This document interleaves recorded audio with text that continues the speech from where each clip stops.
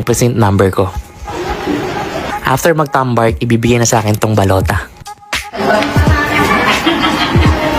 At pagtapos, hahanap na ako ng upuan ko. Dito, pinili ko yung second row.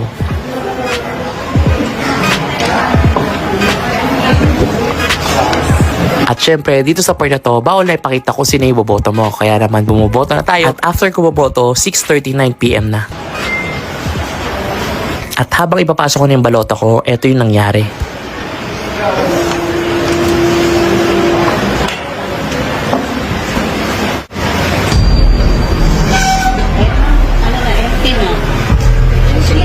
Empty na po. Ayaw nang At ilang minuto lang ay nagawa naman agad nila. Kaya saludo po sa inyong lahat ng mga nandito. Ganito lang po. Salagay lang po dito. Ano naman pala to si Joe Mato.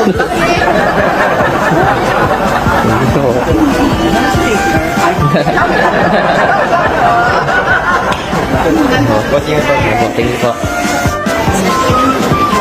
Oo naman po.